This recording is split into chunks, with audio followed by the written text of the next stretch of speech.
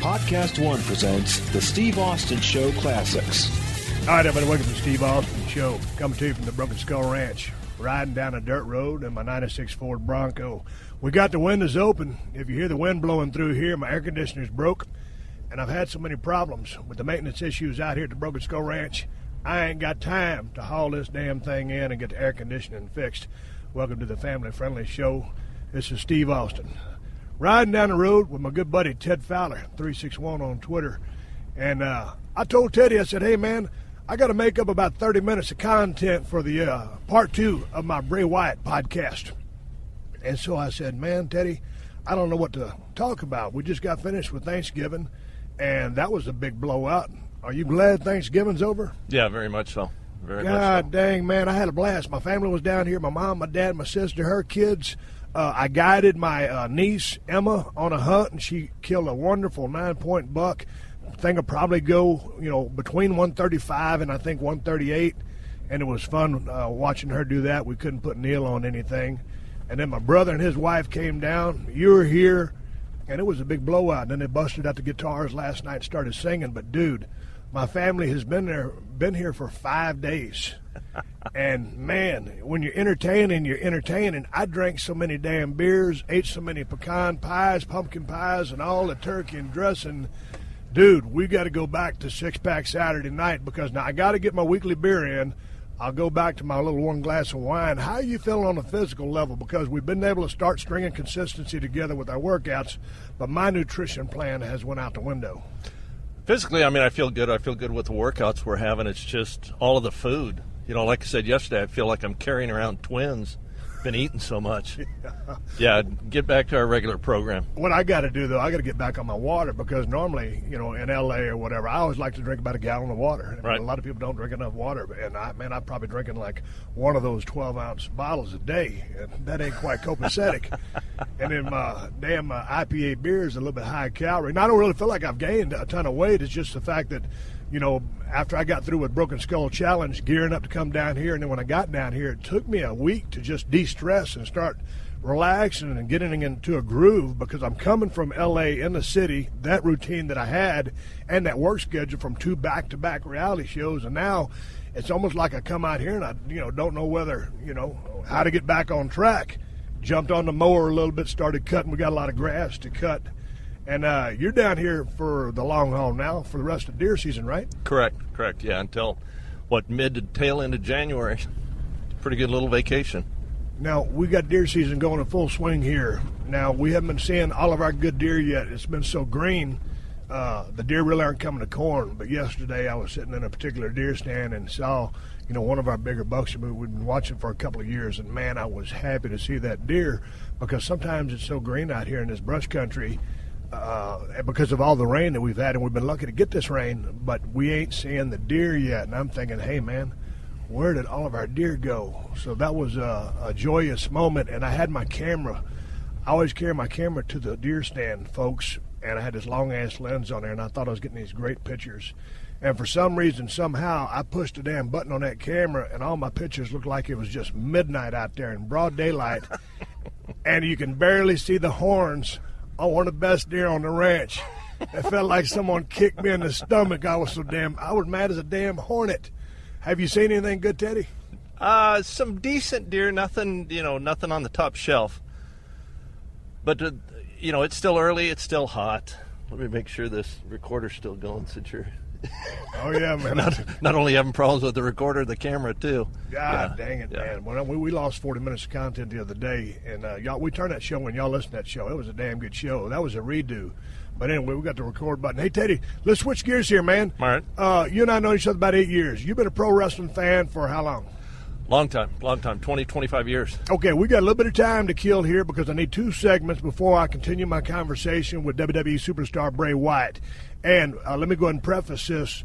I complained on the last podcast about how bad the quality was on that podcast, and people that listened to it said, no, it really wasn't that bad. Well, that's because Stacy back at PodcastOne in Beverly Hills cleaned it up and took out all the distortion and all the delays. So what y'all heard was the sweetened up version. What had happened, because I had to call in a conference line and Bray had to call into a conference line. That created that lag, and that's why I was working with, and it was so hard to have a conversation with a very articulate, eloquent, intelligent guy like Bray Wyatt. It was like pulling teeth on my end because of the discombobulation with the sound. So after I talked with Bray for about an hour, and we were looking to do a 2-hour show, I hung up and I dialed back, and I said, hey, dude, I said, you got another 30 minutes left in you. He goes, hey, man, I'm just happy to talk to you. I got as much time as you want. But the conversation, Teddy, was so frustrating because of the discombobulation in the sound. What the people heard was a sweetened up version. What I was hearing was an audio cluster muck. So I got to build in a little time, so I thought we'd shift gears since you're a long-time wrestling fan. As long as you've been out here, we talk wrestling, when we talk wrestling, but that's probably, 10% of our conversations? Yeah, correct. So since you've been a long-time fan and you grew up in the Phoenix area, what territory did you grow up watching? And when did you first fall in love with pro wrestling? Man, my grandma used to watch it. I can remember going over to her house. I can remember the old school wrestling magazines.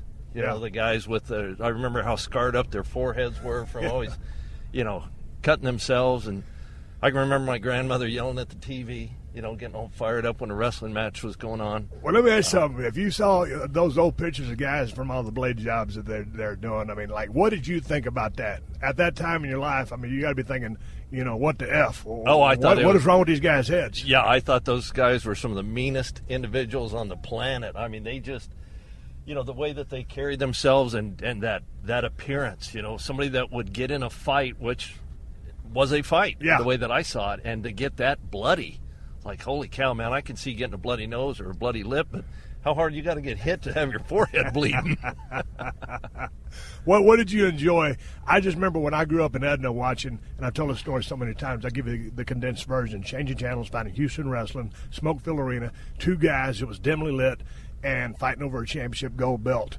And I was hooked. Dude, because I wanted to believe it was real. Right. And at that point, for many years of my life, it was real. And hell, when I got into the business in '89, Chris Adams, the guy who trained me, didn't even smarten me up going into my first match ever on television and working with Frogman LeBlanc. And that was when I just found out that it was a work. When did you finally realize something was going on, and did you believe, like I did, that it was totally real when you was a kid? Oh, I totally believed it was real when I was a kid. I think, into my 20s. Yeah. Honestly. Same with me, dude. Yeah. And then when in my 20s, it was kind of like, okay, there's something going on, but I don't know what's going on. Right. And then I would hear the stories from the guys in the sportatorium. Okay, like if they want to do a certain move, they tap the guy's wrist a few times. It's almost like sending Morse code. Was the first way that I heard guys communicated in the ring was tapping each other, which is not. Sometimes if you squeeze a guy's wrist, that's called giving him the office. Right. Like when to do something or are you okay? They just give you the office, let you know they're okay. But there was no tapping. There was no Morse code to be found.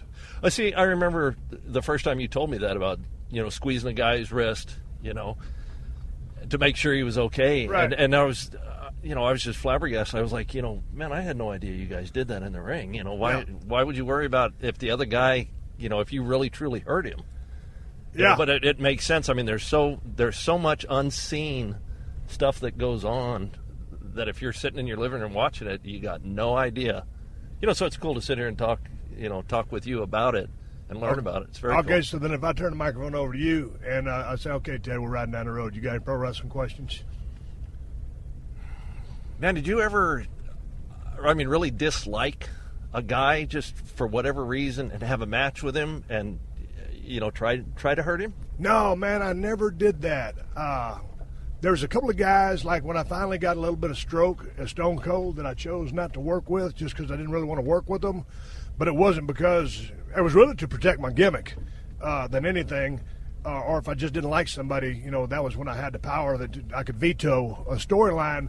But there was really never any time I got into a ring with anybody, and really in my whole life, I'm actually a pretty friendly guy. A lot of people, when they watch Stone Cold Steve Austin, wouldn't think that, but never with any intention to go out there and try to hurt somebody.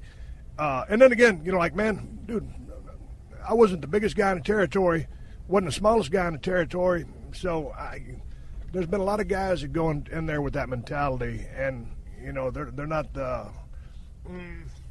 everybody kind of knows about them. You know, certain guys, I won't mention names, guys in the past that would take liberties because they could. I was never that guy, man. I just wanted to go out there and not even really take a high percentage of the match. I was always a guy that wanted to go 50-50 with just about anybody I got in the ring with. But when I first came into WWF, and I'm segueing from your question, so no, I never intentionally went out there to ever hurt anybody because you're giving a guy your body and he's giving you his, so there has to be that type of trust. But certainly, you know, when I first rolled into WWF and I was working with some of the guys that I work with, you know, a lot of those matches were 90-10, you know, my percentage of offense to theirs to get over. So no to that question. Now, what if the guy on the other end had a chip on his shoulder with you, you know, and you go in there and you start calling the match and you get a vibe that, hey, you know what, this guy's not working, you know, with me. How do you handle that? Well, see, that's when a shoot and a work type attitude in a work situation turns out to a bad match. You know, case in point, well, Shawn Michaels and Bret the Hitman Hart rubbed each other the wrong way for a long time. And, you know, like in their Iron Man match, it was a 60-minute match, and it was a hell of a match. And I believe if, you know, I could ask one of these guys and clarify this, but I believe that Shawn called 30 minutes of that match and Bret called the other 30. They called each other's, you know, stuff. And it turned out being a good match, and you can see some real snug work in there, but it was all professional. But those guys didn't like each other at all. And at one time they got in a fight backstage, but anytime they went into the ring, it was totally professional. I got to get a picture of these javelina. Yeah. We're going to enter up the story. I got a long lens here on my thing. I'm going to push the pause. Now there they go. I'll put the javelinas run off. Okay. We're driving around in these ranch roads and javelinas run off. But anytime, it's like if you got two guys that go out there and don't want to have a match or they don't like each other, it's like, hey, man, if I grab you by your wrist and I say, hey, man, watch a clothesline, and you don't want to go in for a clothesline, all you got to do is hook the rope with your right arm and say, you know, start squatting on what I'm calling. And so that's discombobulation. There's a famous match, and I can't remember the hows and whys of how it went down, but it was Bruiser Brody working with Lex Luger in a cage. And then Brody started no-selling Luger's offense for some reason, and I think Luger at this time in his career might have been kind of green, and Luger didn't know what a crap or wind his watch. Right. And so he ends up climbing out of the cage, and you can watch this on YouTube, and he climbs out of the cage and leaves the ring because he's scared of Bruiser Brody because Bruiser Brody was a bad dude. Right. And so that was a case of something, you know, and I can't remember if you read all the little comments underneath that match on YouTube what was actually going on. But, dude, to answer your question, if you ain't got two guys out there that want to cooperate, you ain't going to have a good match. And so guys can, you know, even if they don't like each other, they can work snug. If a guy's lighting you up too much, you know, that's a potato. Mm-hmm. And then, you know, finally, if, you know, I was always real good about taking a couple of potatoes. I'd give a guy several before I sent back a receipt. And it was never in a mean-spirited way, and I never thought anybody was ever trying to take advantage of me. And even when we went to Japan, you know, Japan guys are known as working real stiff or snug.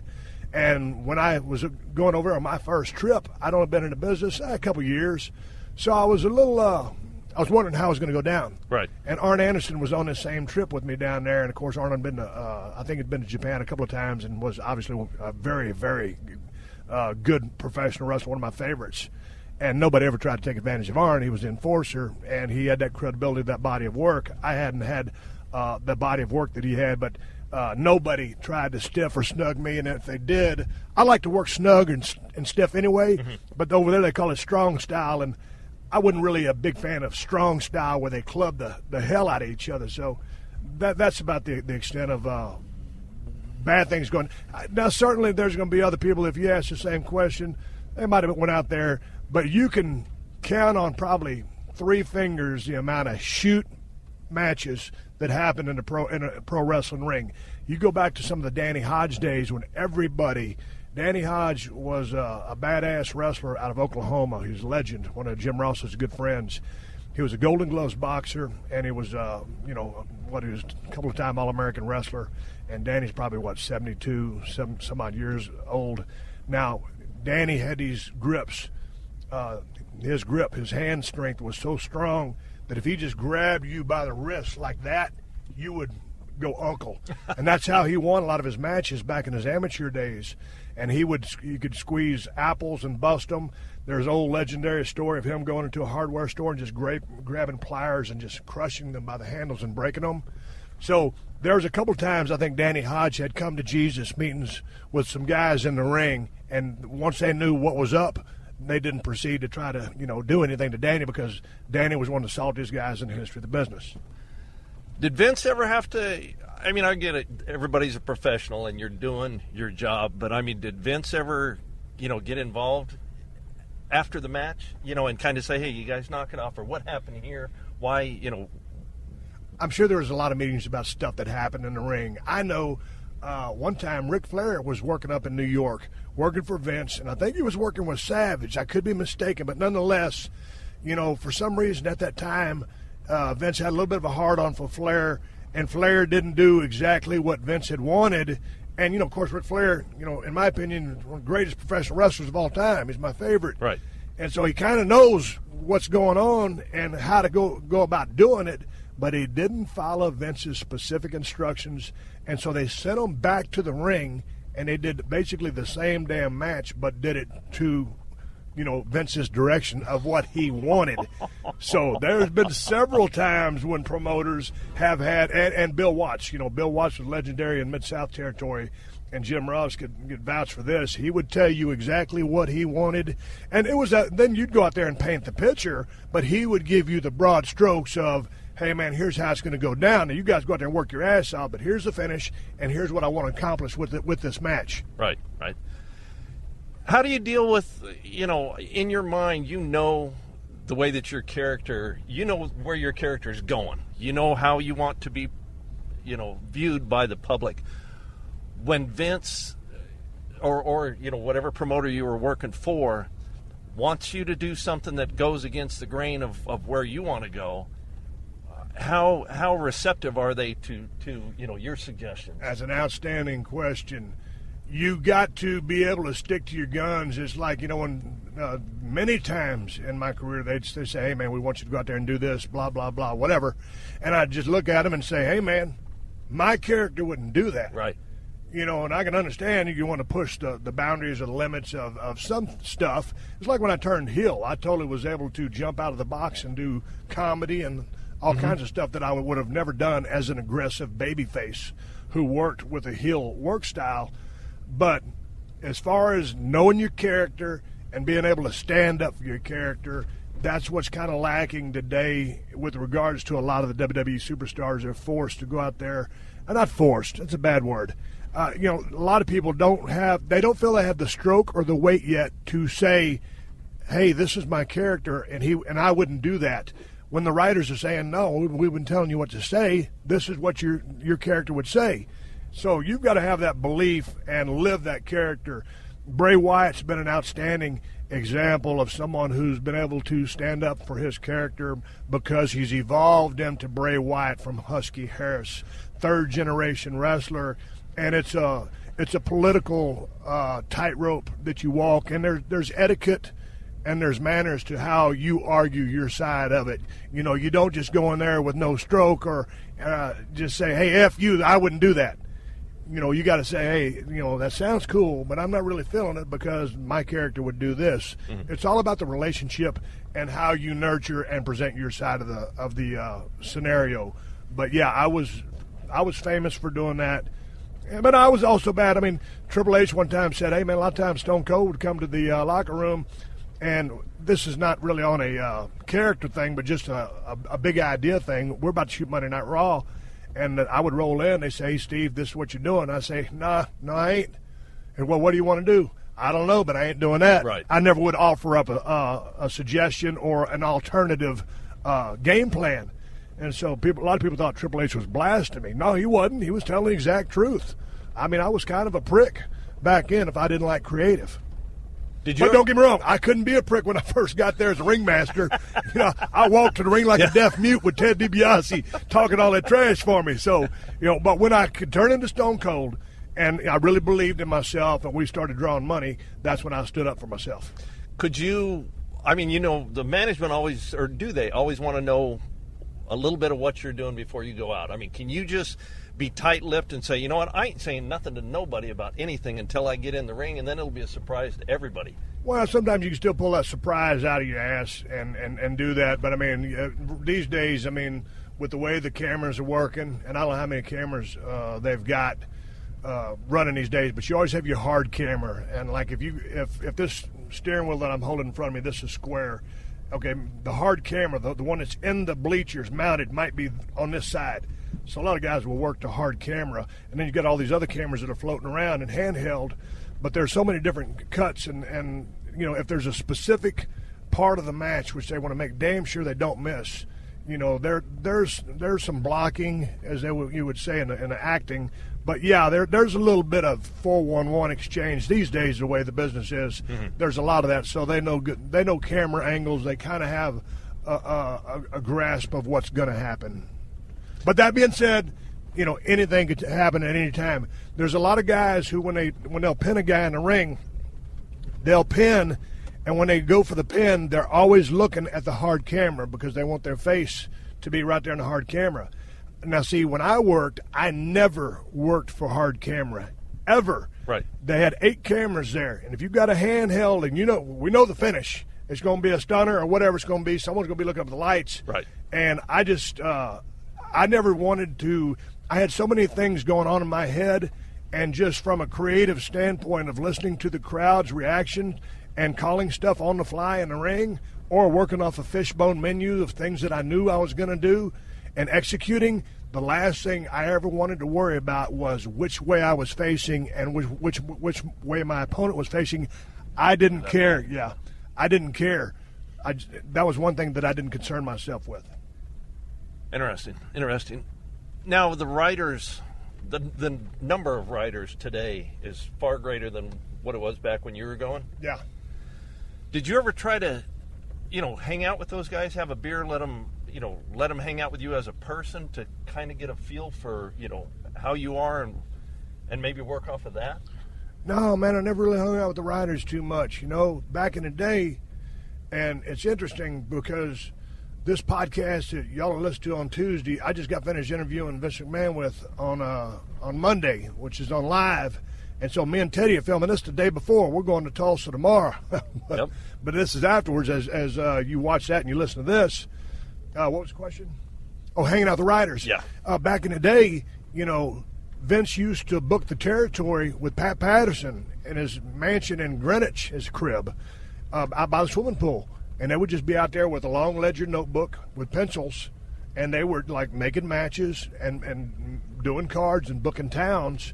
And, the TV kind of followed, what they were doing there on the paper. And there weren't really any writers per se. There was no writers. There were bookers. You booked it, and then you knew your angle because it was a setup from week to week. And Vince liked to book. He would love to book, all the way up to a year and a half in advance. Now, you're not making all the matches right there, but he has a long-running picture about where he wants to go with his world champ, where he wants to go with his IC champ, his tag champ. But then, things started changing. The business started moving faster. Monday Night Raw started coming on. You got 2 hours of live TV, and for a long time it was still booking, but then you needed writers to start. That's a good question because I was in the business for as long as I was in, but I don't know when the quote-unquote writers really came on board, but I just started remembering, Brian Gerwitz was one of the main ones and some of the other guys, and before you knew it, it went from having maybe 2 or 3 or 4 writers, because there had to be a start, and now I've heard tell as many as 26, 30 writers. And so here's the thing, man, I know now it's turned into a 3-hour live show, but 26 writers for 3 hours of television, man, that just seems a little extreme to me. Are they writing the show the way they want it to unfold, or are they writing for a specific wrestler? Both. And then these ideas are pitched to Vince, and then Vince gives, the blessing or no, come up with something else. Right. Hey, I'm sitting there rolling down a dirt road with Ted Fowler. We're going to take a little break. We're coming back as he's asking a global icon and a national treasure's questions. Being a lifelong fan, Ted Fowler 361 on Twitter. We're coming right back. You're listening to another classic episode of The Steve Austin Show, only on PodcastOne. Hey, it's Adam Carolla from The Adam Carolla Show. BetOnline is the world's most trusted betting platform and your number one source for online betting. From the earliest odds to in-game live betting, BetOnline provides you with all the action and the ability to watch and bet on games as they happen, with the largest selection of odds on everything from football, NBA, and college basketball as well. BetOnline has NHL, MMA, and championship boxing, all your betting needs in one place. Head to BetOnline today to get in on the action with America's most trusted site for online wagering. So have some fun. Make these games and these events and these combat sports a little more interesting with BetOnline. BetOnline. The game starts here. All right, here we are, riding down the road in a green and silver Ford Bronco. I've turned the microphone over to Ted Fowler. We're talking pro wrestling. Before we get to the second part of my conversation with WWE Superstar Bray Wyatt. Fire away, Teddy, what you got? Question is, Bray Wyatt, he was, Husky Harris before he became Bray Wyatt? Right. A majority of the time when a character changes from one to the next, from Stunning Steve to the Ringmaster, who calls that? The wrestler himself getting stale with what they're doing, or does management? Does Vince have a light bulb come on and go, man, I got a new way that I want you to go, and you got to be a different person? Well, it can happen many ways, and it's not always Vince's idea. Now, Vince, when I pitched, let's talk about me for a while. When Vince called me on the phone, I tore my tricep on that tour of Japan with Arn Anderson I just talked about. So I'm busted up. I go to ECW. I'm working. I'm cutting promos. Paulie dangerously. Paul Heyman helps me out tremendously. Phone rings. Vince pitches the idea of the Ringmaster. Okay, now the idea of the Ringmaster had been around for a long time. This was a gimmick that they wanted to drop on a guy, and he was going to be the master of the ring. So anyway, he figures, okay, so the Steve Austin guy's a mechanic.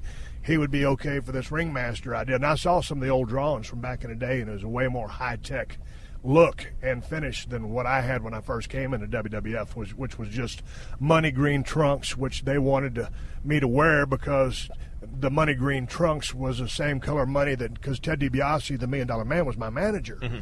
But I had Hollywood Blondes boots on, money green tights, and they wanted me to wear a singlet as a Ringmaster. But I said, homie, don't play that. Ain't wearing no singlet. And so I didn't have any stroke, but I was going to stroke myself on saying no singlet.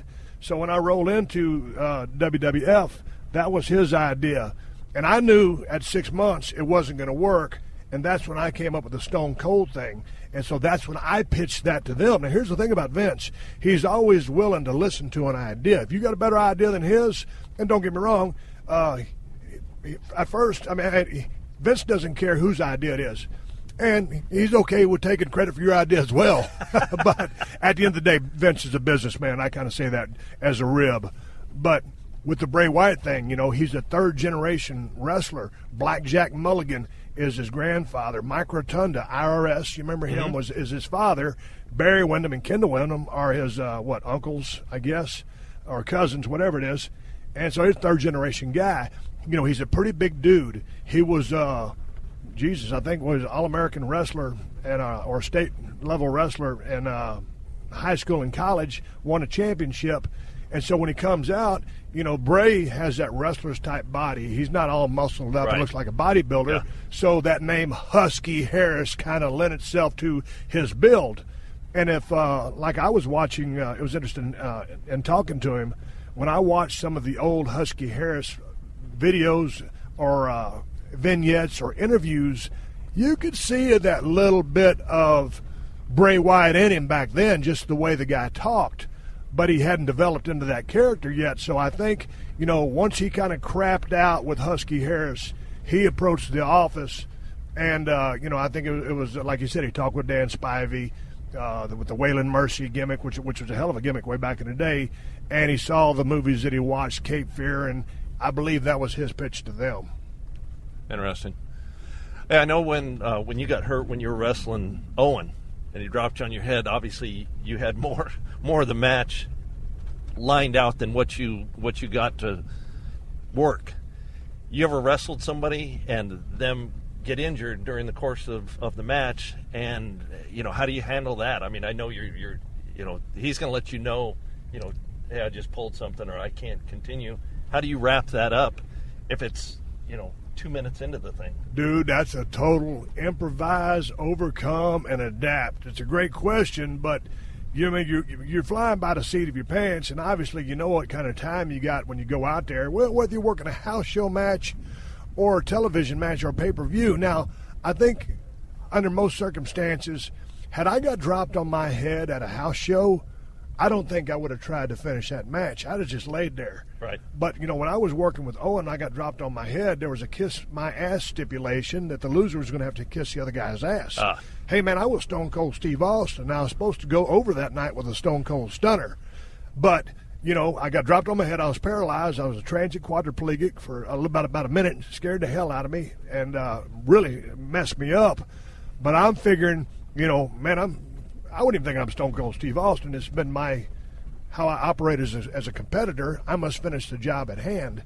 So that's when I was able to lay there, and I told him, don't touch me because I can't move. And that's when I could finally start moving my arms and legs. And I told Earl Hebner, I said, tell him roll up for the win. It was the worst cradle in the history of the business, but I tried to. That was my way of getting out of the match. Many years ago, we were working on television, and it was a tag match, myself and Triple H against, I can't remember who the opponents were. I think it was Chris Benoit and Chris Jericho. I can't remember. Someone just sent this into my questions at steveaustonshow.com the other day. But Triple H blows his quad in the match and was able to, have the strength, determination, and guts to somehow finish the match. And dude, I mean, he tore his quad off his knee, whatever the scientific description of the injury was. He was screwed because they had to go in there and tie that tendon back down to his knee.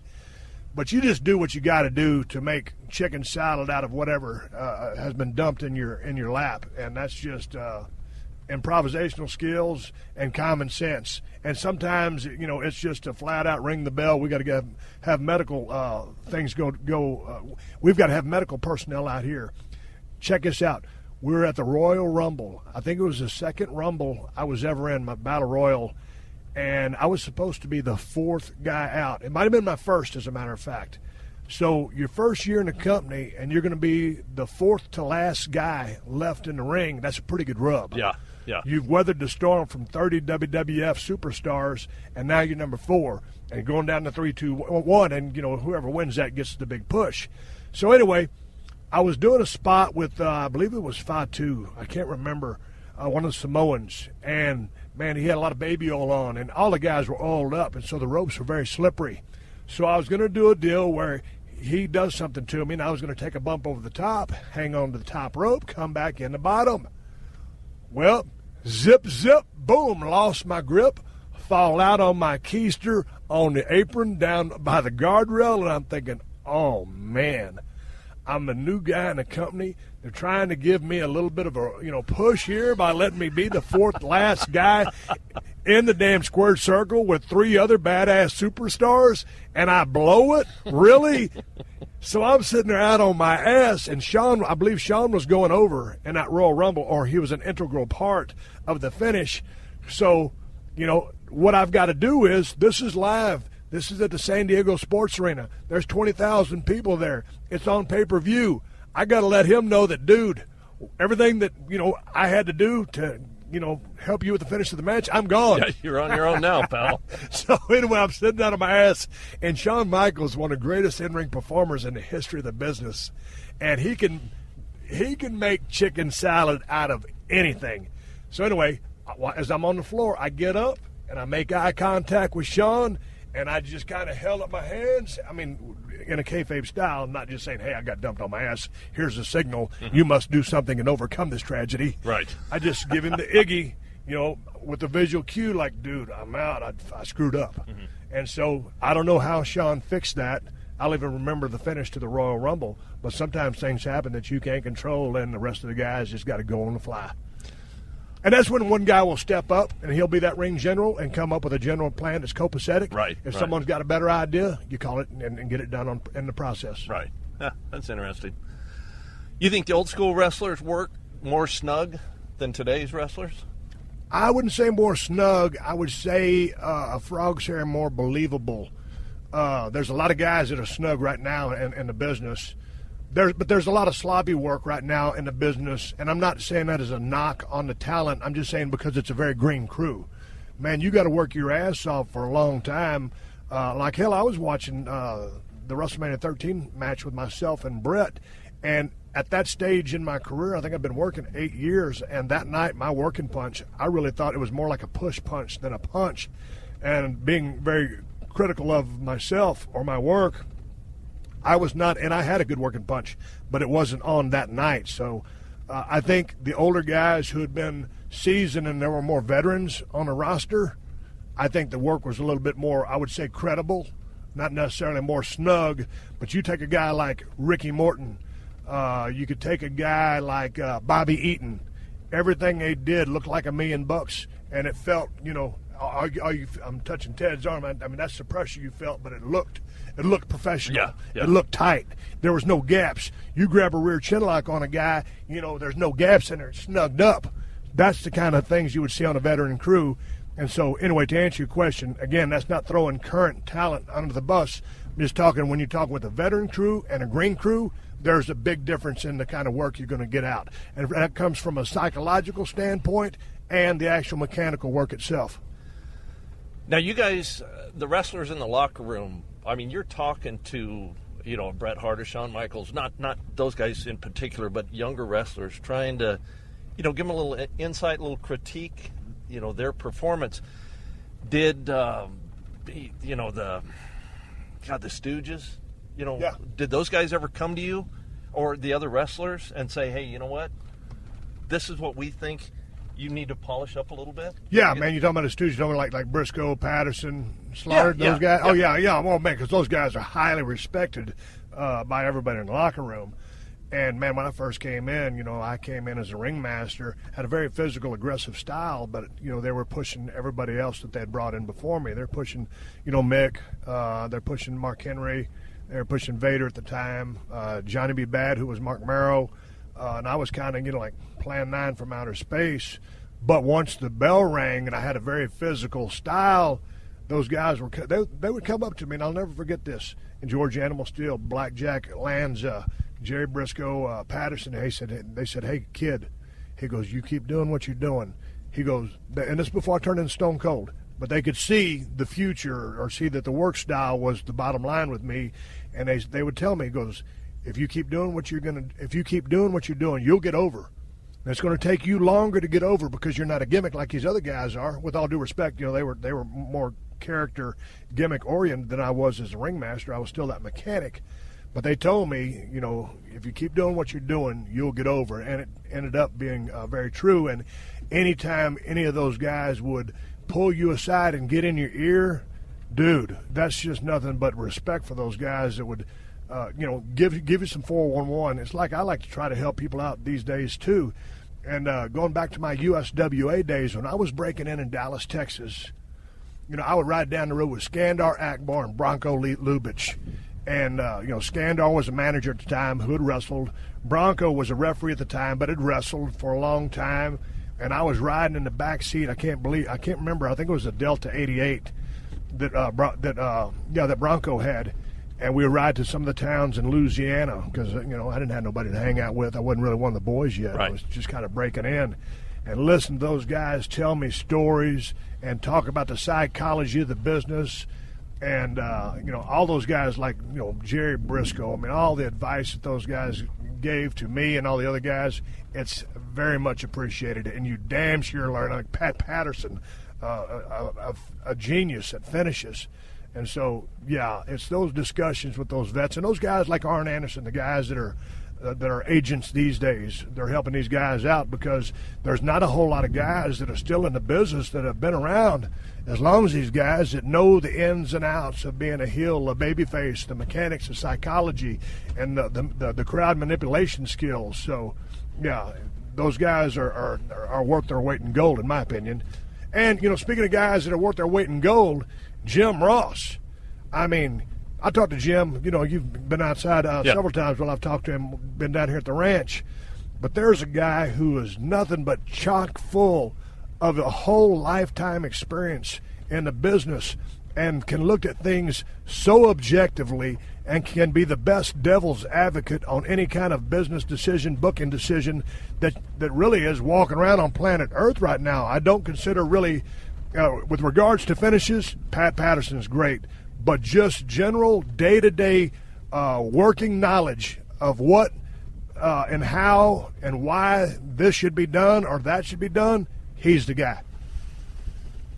Who do you think's a better ring announcer? Jesse and Gorilla Monsoon, which I love those guys, or Vince?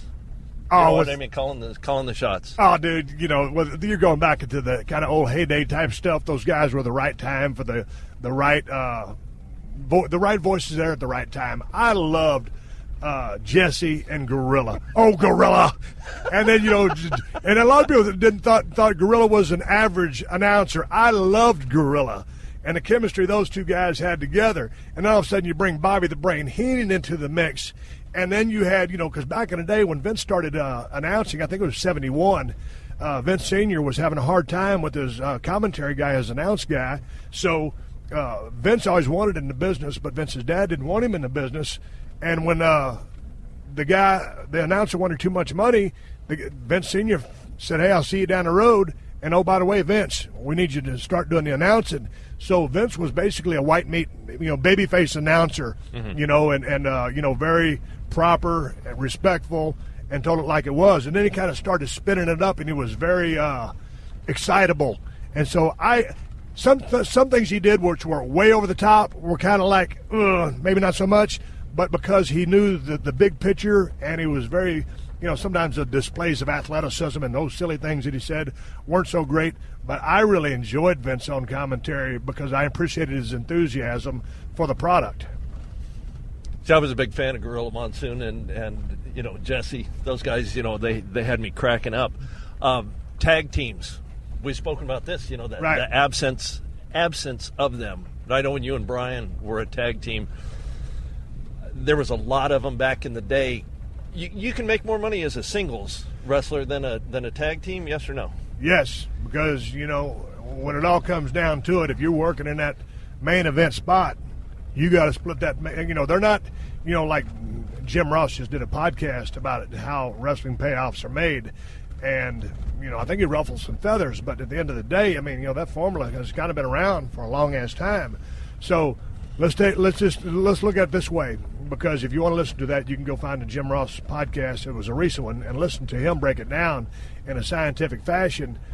But say you've got 10 matches on the card, and you have, your house, your total money, you've got your gross, and then after paying all your bills, you got your net, you pay your talent. Okay, so here's your main event money, and instead of you and me are working on top, so we've got X amount of dollars to split between the two of us. You and me as a tag team, taking on the Road Warriors, we got 4 guys splitting main event money. So you're going to make less. Now, is it exactly half as much? No, because they could toss a little bit more in there. There's a formula, but there's also taking care of the guys as well.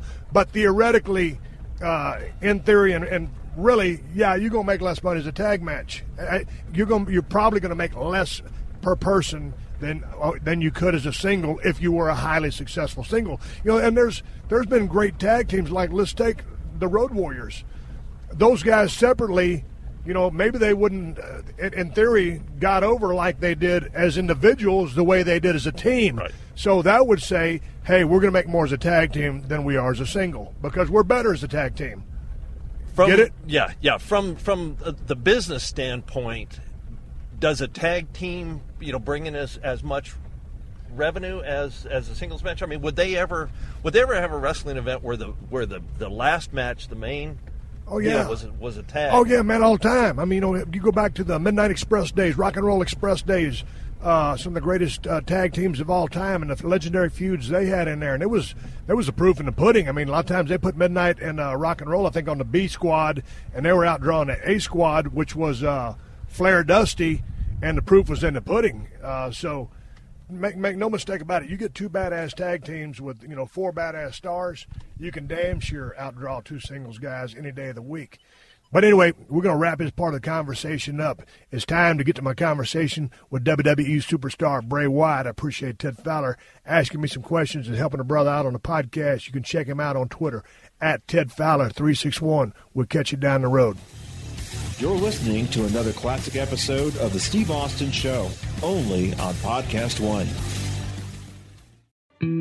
A true crime podcast. It got me upset because this is someone's kid, and someone knows she's gone. That takes a different approach. It was shocking for something like this to happen in our little town. Focusing on the communities affected by life-shattering crimes.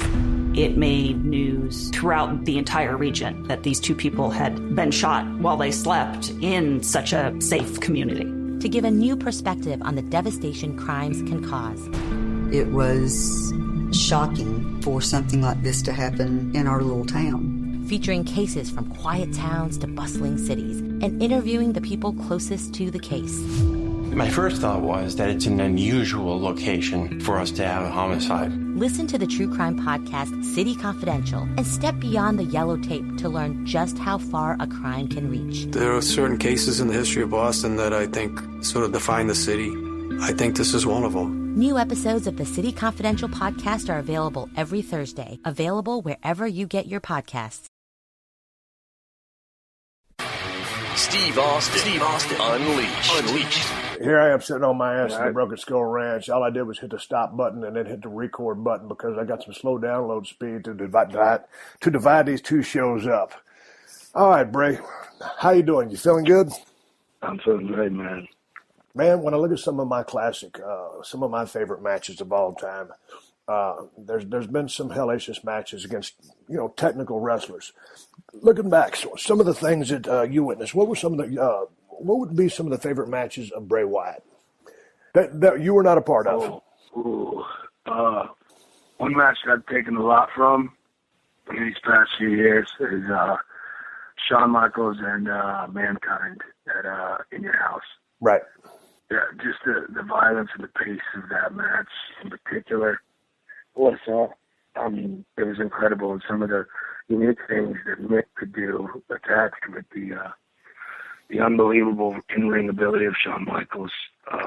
I have to pick that as possibly one of my favorite match of all time. But there's so many that I've taken from, so many that I've watched and admired. I always loved any combination of Vader and Stan Hansen. Yep. Or Vader and Sting is actually very fun to watch as well. Yeah. I just like kind of those brutal forces where in my eye I can tell that they're out there and they're just fighting each other, and that's really exciting to me as a viewer and as a fan of this business to watch and be able to try to pick apart, how exactly they put this thing together and what was going on in their mind. But I like any of those type of era matches, real violent and brutal ones. There's so many I could sit here and name them all day, but those are some of the few that stuck out to me. When I see the Wyatt family as a whole unit, and you look at Luke Harper, he reminds me from a visual standpoint so much of Bruiser Brody. Were you a fan of Brody's work? Oh, of course. I was actually watching him and Terry Funk the other night. Just go out there and just beat the hell out of each other. But I like Brody. I like Brody, how his pace was. And you were talking earlier about The Undertaker. The Undertaker just, flies around the ring and, you need a gas mask or an oxygen mask to keep up with him. And that's what it looked like with Brody, too. Right. Just standing tall and barking in your face, and you had to really just take him down. It looked like to keep him down, beat the hell out of him to get him to cooperate. Oh yeah, if you wasn't in shape, he would eat your lunch up. Oh yeah, huge Brody fan. Hey, last week we were talking, and you were talking about your brother, Bo, getting into the FCW school before you and lighting the fire under your ass. How much sooner did he get into the school before you? I think he was there maybe like 6 months before me-ish. So what was it? Was you like a damn egg in a frying pan at that point, saying, "Hey, man, I'm letting this stuff pass me by. I better jump on and get in this stuff"? Yeah, I couldn't hold it any longer. I had to get into it. I mean, it's an addiction too. Once you do cross that barrier, and even for me before, I couldn't stand, being in my position anymore. Even though it used to be everything I loved, I could not stand to not be there. I would have given everything to jump in at first. But as much as you enjoyed playing football and you were an All-American, did you see the writing on the wall of, hey, man, I'm good here, but playing in the pros, hey, maybe it's not going to happen? Were there dreams or aspirations of playing pro football, or you're like, going back to your roots, your calling card, the family business of pro wrestling? Yeah. I mean, as you look at it, I was a center, and I was about 6'2". I had a good 40 time. I had real good strength. But in the NFL, everyone's 6'5". Yep. And, 6'6". And I could have pursued it, and it probably wouldn't have worked out the way I wanted it to. But that was not the driving factor in why I came here. It was more of, this is what I really wanted to do. And I had a great time while I was doing that. And it molded me and changed me from place to place. I went playing football. It really, looking back at it now, it really helped me, in this department. And also my amateur wrestling in, high school and how long I did that. And I actually almost pursued that in college as well. Now, you were a state champion. You were a state champion in wrestling in high school. Have you ever thought to implement any amateur wrestling into the Bray Wyatt character? It doesn't sound like it fit, but that's where you come from.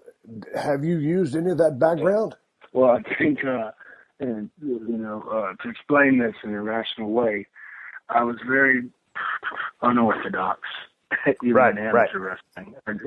My body just moves in a strange way, and I attack in a different way. I was not your smooth, I'm going to shoot on your leg and take you down and score points. I was, here I come, I'm going to whoop your ass. Just a wild man. Wrestler. Yeah. Yeah. I'm gonna come at you, and I can move. I was especially back then when I was lighter. I was very fast for a heavyweight, and I was just really mean. Right. I've always had that wild side to me, where especially if something didn't go my way, it was more of a close to a fist fight than it was a wrestling match from that point with me, which is why I think I won my state title, because I was just mean. Hey, man, but I've always said, as a heel, I do believe you have to have a mean streak. As a babyface, you must have fire. So, I mean, if you're not willing to go out there and just punish the hell out of the person that you're working with, I mean, because there's one way to get heat. And you watch some of the classic guys that I used to really like, guys who weren't great athletes, but when they flipped the switch, they got mean. And Michael P.S. Hayes is one of those guys. He was just a cocky, arrogant heel. And he was a piece of trash, and he would back off and sometimes beg off. But when it came time to switch flip the switch and get heat, he turned into a different person. Adrian Adonis turned into a different person. Ric Flair even turned into a different person. He was mean. And that's what I think is a big key to making a successful heel. And then on the other side of that, as a babyface, I mean, the guy has to have fire. There has to be some spark. And sometimes I think you can work with a person long enough that they understand this, but for the most part, you're either born with that competitive spark or that mean streak, and some people will never get it, and that's why they never ascend to a higher level, given the facts that everything else that they do is very good. I agree with that 100%, man. There's a level of tenacity, and you see it in every sport in the world. You either have it or you don't. And it's a switch, and not everyone possesses it, which is why I think it makes people special that do have it. And I think my fuse comes from my father, who has the same type of fuse. It's okay, not anymore. Right. Now you're fine. Right. And I mean, it's easy to portray in wrestling because it's easy to get mad and frustrated out there. And if you know how to channel it and now give it the right outlet and let it be a part of your match, they swim together wonderfully together. Hey man, it's always it's interesting for me to sit here and think. I mean, you're a third generation guy. I mean, so like if you're just sitting around at the dinner table or for a family gathering, I mean, what would it be just like you and your father, Mike Rotundo, IRS? I mean, did y'all ever just sit there and just talk psychology or talk about the business, or did y'all leave that away from conversation? Because here was a guy who'd been around. Speaking of at least Mike right now, your father, who'd been around for a long time, great psychology, great worker, very solid in the ring. Did y'all ever have those conversations where he'd say, hey man, you might want to slow this down, or you might want to grab a hold here, or more transition, maybe work a spot here?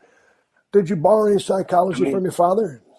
No, of course. I mean, we've had those talks, just like you're saying. But most of my life, we did kind of keep it away. And right. I prefer that too. Usually, when I'm home, it's kind of that is who I am there, and this is who I am here. But I have learned from him a lot of things, especially not just in-ring stuff, but how to be a man and survive here, and how to be a man and survive with your home life. He's taught me a lot of that. It's not just simply, hey, teach me how to turn the fuse when the heat starts. It's how to be a real human being. It's more what I get from him. Hey man, you grew up in a family of wrestling. Your dad was always gone, and now you're always gone. How do you like living life on the road? Because, man, living life on the road for me was heaven, and I dug it. And sometimes I'd be out on the road, and it might be for a couple of weeks, 3 weeks sometimes, and I was dying to get home. But speaking for myself, sometimes when I got home, I was like, I was ready to get home. But when I got home, I was ready to get back out on the road. How has the WWE schedule been on you?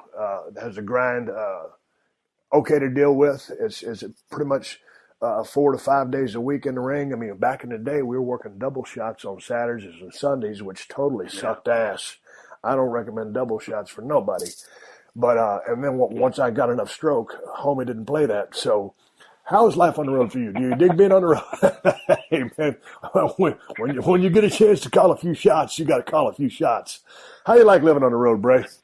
I look at it like this. I'm going to live as hard and as fast as I possibly can while I can still do this. Like I said, it's the traveling and the waiting and the pressures of thinking. That's what they pay me for. And the in-ring stuff, that's what I do for fun. But I look at it as, go hard now, and then you'll get to enjoy the fruits of the labor later in your life. And that's where I want to be.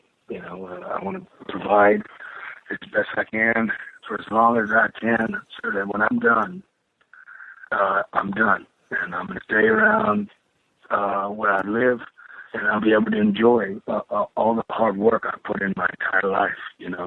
You got to make hay while the sun shines, and that sounds like what you're doing. Like you said, and at 27, you got to get it while the getting's good, and right now it is. Yes. Later on down the road, in 10 to 15 years, you can segue into that lucrative radio career. Yeah. Make the spot open for me. Yeah. We'll do the Bray and Steve show. We'll be a podcast. We'll talk about everything but wrestling.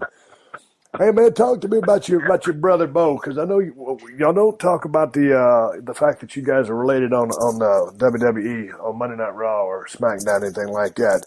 But how big of a support system have you been for him and him for you? Because I'm a believer I like what your brother's doing. He's a breath of fresh air. He's doing things that are a little bit different. At first, when he came out, he's a good-looking kid. He had that cheesy smile, and I said, man, what is this? And then I kept watching him do those promos and do his victory lap around the ring. So I dig what your brother's doing. How proud of you of him and vice versa? Kind of cool because we got to get into it together, and it reminded me of, growing up with my dad and Barry. They were always a team together and best friends, and, me and my brother are pretty close. We saw ourselves in the business a lot differently. He was always naturally gifted in me. I was not as gifted as him.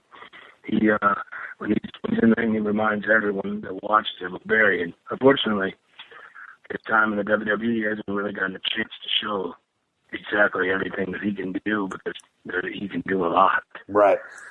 He will get that chance, and he's only 24. And we're lifers, man. We're not trying to come to the WWE to go and become movie stars. This is what we do, and this is what we want to do. Because I wouldn't do a movie, especially if it's a horror movie, but that's, neither here nor there. He is going to be a big star here, too. And we've known that since we were little kids, giving off power bombs on the trampoline to all the neighbor boys against their will. This is who we are. This is who we will always be. Hey, how'd that spider walk come about? Oh, that's interesting. Randomly one day, I was working with Terry Taylor and Jim Mercury down in Florida. Both of them have been extremely influential as far as the little tidbits I've done. Little pieces of my character and my career. But literally, I threw someone in for a hard buckle, and they moved, and I caught myself, and I was just bending backwards. I don't know why. I'd never be able to explain what was going through my mind at that point in time, but I just hung upside down by the ropes, and everyone around me went, whoa. You know what I mean? It was just like one of those things. I wasn't trying to experiment with it. I just did it.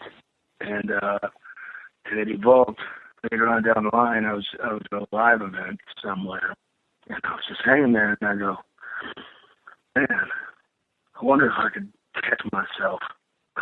I just dropped, and I caught myself with my arms, and I just started walking and just listening to the crowd. They were freaking out over it. And it was baffling to me. And when I came back, something's good when all the boys are going, wow, man, that was crazy. That was cool. And it was just something that fit with the character and happened accidentally, which another great inspiration about him, Woman Smiley, told me that's how he figured out a lot of his things, you go out there and you just accidentally do something. And then you go, wow, and that worked. And that's the experience part of this, That's why it takes so long to get good at this, in my opinion, because you have to experiment. You have to fall on your face. You have to fail to ever see any kind of success and understand what works and what doesn't. And the spider walk is an example of something that accidentally worked. Where did the Follow the Buzzards come from? I dig that. It was, I was on my way to FCW one morning, and people ask me all the time, what does it mean? And it's so simple. And it was right after I got hurt. And my promo was going to be, where it was Bray, where it's Bray. And I was driving to the woods where I live, and there was an open pasture, and I looked out, and there was just a gigantic circle of buzzards. And I was thinking to myself, oh, man, some died under there. And then it just snapped, I was thinking in my head, where's Bray? Where's Bray? He's where all the dead things lie, where all the hate lies. Where's Bray? Follow the buzzards. And it just stuck.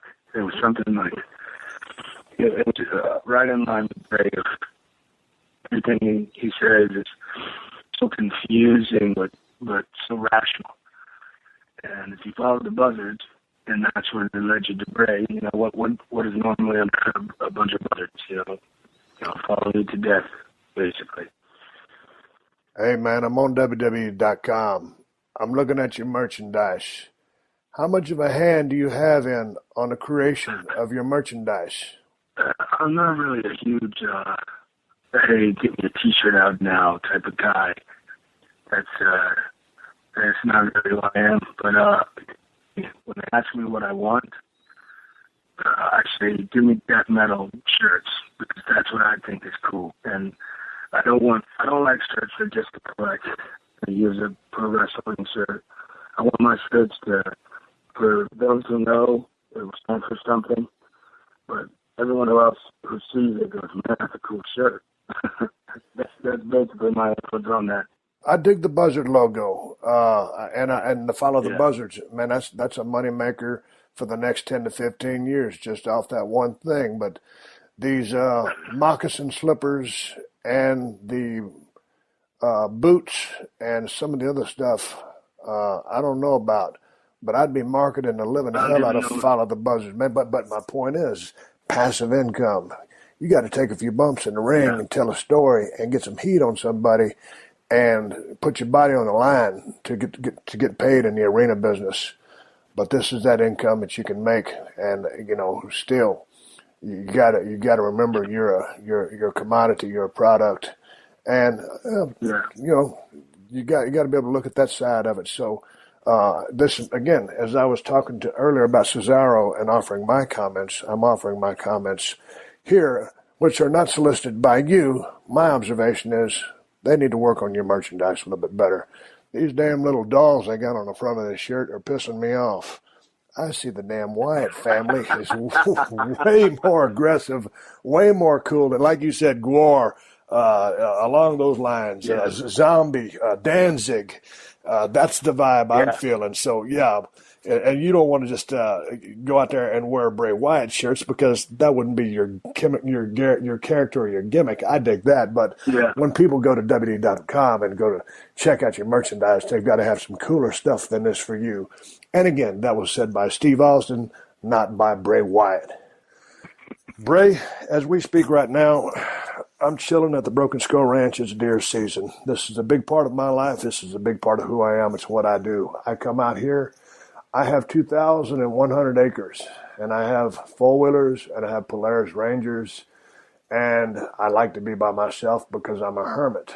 Now, my wife is here, and my 3 dogs are here, but I'm a hermit. So in your free time, is there any hobbies you pursue, any outdoor activities? Do you hunt? Do you ride four-wheelers? What does Bray Wyatt do when he's not doing family-oriented stuff, left to your own devices? How do you occupy your time to try to get away from the business? I'm a Jeep Wrangler guy. I live in the woods, and there is endless trails out here for Jeeps and four-wheelers and that type of thing. I like to get out in the woods and destroy my vehicle and, dance with them a little bit.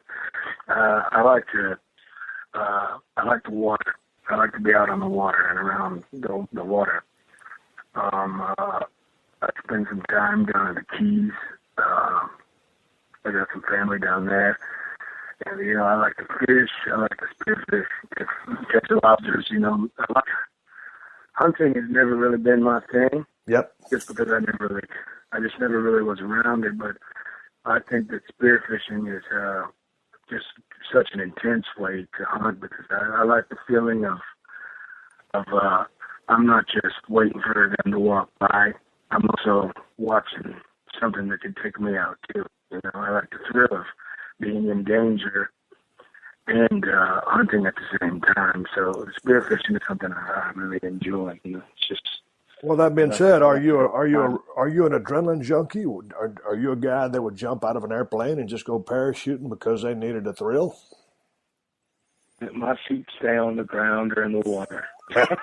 Dude, I dig that. I ain't trying to jump out of an airplane. That's Justin Gabriel's deal. I'll tell you what, if someone was trying to convince me to jump out of an airplane with a parachute on my back, they're going to have a hell of a shoot fight on their hands. I'm not saying I'm the toughest guy in the world, but I don't think there's a human being in the world who could throw me out of an airplane. Especially if you had me jumping out of an airplane with a grown man on my back like a backpack, I don't see the fun in that. As I said earlier, Bray, homie, don't play that either. Hey, right now, as we speak, a young man named Roman Reigns is recovering from a hernia surgery. Roman obviously come from the school there with you. You guys have been feuding, obviously enemies but friends within the structure of the business. As he gets well, I'm wondering, is he watching what's going on? Is he learning while he's down with an injury? My question to you is, when you had your pectoral tear, and you were on the mend, what were you doing? I mean, what changed in your mind about how you perceived the business? Because when I was down with the neck surgery, it was hard for me to watch, but I watched, and I learned a lot just from watching and studying the business. What did you learn when you were gone? Well, just like I said earlier, Triple H has been instrumental in everything that I've been able to accomplish. It's his will to believe in me that has helped me accomplish everything I've been able to do. So when I went down, the day out of surgery, I'm calling the director of NXT saying, "You better not take me off television. I'm more than capable of being on this television show. This is my show now, you know." And it was, let me talk. Hunter said, yeah, man, I'll do exactly that. And that was kind of like how they gave me Harper and Rowan, you know, as an instrument to keep me on the show so that I was still progressing, because I was not willing. You know, when you're down there and grind, and it's different in Roman's situation where he's already up here and he's done some great things already. At that point in my career, I was not willing to take a second off. I had to keep moving forward because it was an obsession, and Hunter gave me that chance and believed in me, and he still does. As I went forward with that, you know, it helped me progress on the microphone, because I'd have 4 or 5 promos a night, and I didn't have nobody sitting there writing stuff for me, and it was all on me, and that's what kind of helped me just go, man, you know, just go out there and be who you are, and they'll get it because they can see what's real. That's how it happened, you know. So it was one of the greatest things that ever happened to me, getting hurt. I found that when I was injured, and I spent time making some of the arena shots, that when I was ringside, just being a second for a guy or managing a guy, whether it was Mankind, you know, when he was working with Owen or whatever, I watched the match differently as a spectator, so to speak. I was sure I was one of the boys, but I was down with an injury. It's one thing to be on the apron of a match, getting ready to tag in, looking at the flow, seeing what the guys are setting the table for, how you will go in and keep that process going. But one step removed, just there close to the ring and watching the action in the ring, I learned a lot, and just, it was a whole different experience for me. Was it for you? As far as being hurt and watching, it was, it made me more. Like, I probably came back too early, and I worked through it, and, you know, I built some strength back up, but I couldn't stand to be away. It was driving me nuts. To see guys succeeding in a spot that I knew was mine, or doing things that I was going to do, you know what I mean, move-wise and things like that. Kind of, I even saw a fellow, I'm not going to mention any names, of people, like, when I went down, kind of taking pieces of the Bray Wyatt character and trying to make them their own when I'm away. Right. And I wasn't, like in the words of Steve Austin, no, we don't play that, you know. So I wasn't willing to let it go that easily. I was going to reinforce that I'm here and that I can't let anyone take that from me because this is mine. This is my baby, and this is my obsession. And I learned that how tenacious I could be when I wanted to be from all that. And so I'll say this to the WWE superstars that are listening to the show, so that you don't have to. But in speaking with you, you have the mindset of succeed at all costs. Now, you ain't trying to go out there and step on anybody's foot, but you're out there, you believe in yourself 100%. You're committed to being the absolute best that you can be, and you have earned a spot that you will not relinquish no matter what happens. Much the same mindset when I came to WWF way back in the day as a ringmaster. A suck-ass gimmick, but I got my foot in the door, and then the Stone Cold thing happened, and I became truly what I was in a competitive environment, and I was there to have the number one spot and be damned who was there, and I had respect for the guys that were ahead of me, but my goal was to be the number one guy. Some of the shows that I've been to lately, it just seems like the business has changed a little bit. The political waters that the boys must navigate are a little more treacherous. There's a lot more bodies to go through in regards to passing an idea along or getting through to someone who's in charge or will listen to you. But at the end of the day, I guess what I'm saying is to anybody in the business, whether you're down in TNA, WWE, whatever, man, if you're in this business, you've got to have a set goal and strategy to get to the top. And not to walk on eggshells, and don't be afraid to push buttons, ask questions, and get your point across, and developing a relationship with the powers that be, because its communication process is a key element in your rise to the top of the ladder. You know, my relationship with Vince McMahon when I first came to the company was 0, and then it started progressing.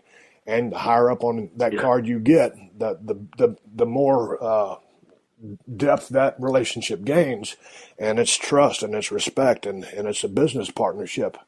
So you've weathered that storm, you've done those things, and so that's my message to you young cats out there and to the guys in the WWE right now. You always hear the people on the internet, Bray, oh, so-and-so's holding these guys down. No, man, sometimes booking is what it is, but nobody's in the WWE or any promotion for that matter seemingly to hold anybody back. They're trying to put out the best superstars they can and put asses in seats at the end of the day. Am I correct? No, 100% correct. It's hard to explain, but you got to keep your nose to the ground at all times to make it here. And that's a lesson everyone learns when they first come up. You know, first you're the shiny new toy. And when there's a new shiny toy, then you gotta get brought to the wayside, and then it's on you to find a way to freshen yourself up and get yourself back to the limelight. And that's something it's a tough thing, but it's what you have to go through to progress here, and you want that. That's the competitive environment you speak of, because when you go down and you're not in the spot that you want, you have to find a way to get there. And I still have a long way to go in my career, but I look forward to those type of situations because that's what this is. That's what it's supposed to be like. You know, if it was easy, everybody'd be doing it. But it's the ones that have that drive and that will to keep going through all that crap. And when they come out the other side, man, it's so much sweeter when you tasted all that defeat, and then to come out that other side, what a feeling. Hey, Bray, to wrap this thing up for the go-home, one tackle drop down, give me a hip toss, I'll feed you in for the Sister Abigail. Yeah, homie calls a high spot just like that. And put myself in your finish. Take me through Sister Abigail. How'd you come up with the son of a gun? How'd you name it? The maneuver or the actual character, Abigail? No, let's talk about Abigail first. I don't like to give away a ton, but are you talking about King Diamond? Abigail, Sister Abigail is to Bray Wyatt is basically like his God. So the Bray Wyatt character was raised almost orphan-like, but was almost like, I wouldn't say Antichrist, but was raised to be this deity, this God, you know. And Abigail is, you know, inserted into Bray Wyatt as the finisher, so to speak. I explained it as her touch could save the world and her kiss burns it all to the ground. So in itself, it's not just a finishing maneuver, it's almost a place in time, a transgression, if you will. But where I got the actual maneuver, I have no idea. I saw it in a tape somewhere, probably sent from Japan, but the real driving force behind it is the Abigail character, you know, the kiss and the dance and all that. It was instrumental to the success of Bray Wyatt. Now, what were you using as a finish when you were Husky Harris? Or did you have a finish? When I came in as a ringmaster, I was looking up the lights. My finish was what everybody said was what anybody was going to hit me with. Well, I think I started out on NXT TV, and I did the senton one time, and everyone just loved it, loved the way it looked. So my senton became my finish for a while, and I rolled with that for quite some time. But then I came across that move, and Joey Mercury, again, put his name out there. He was instrumental in helping me come up with when I danced with the character and Abigail's kiss and all that type of thing.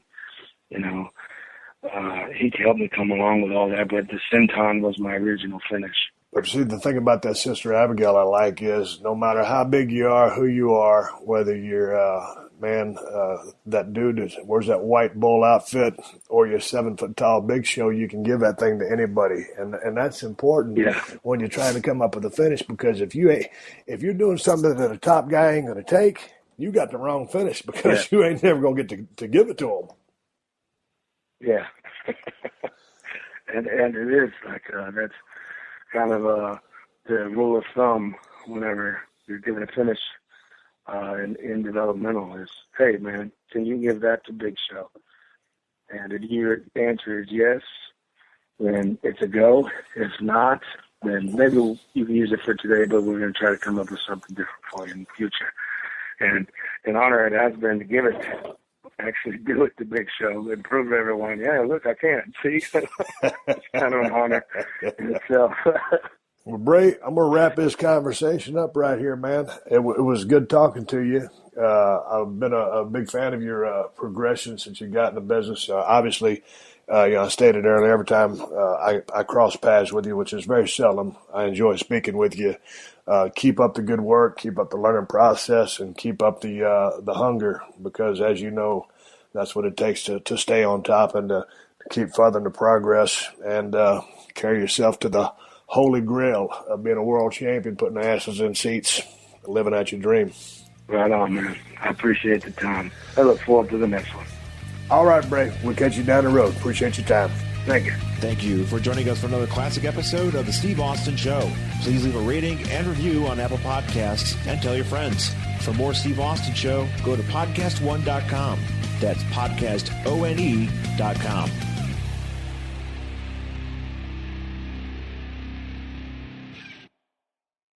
Pluto TV is the place for movie fans like me.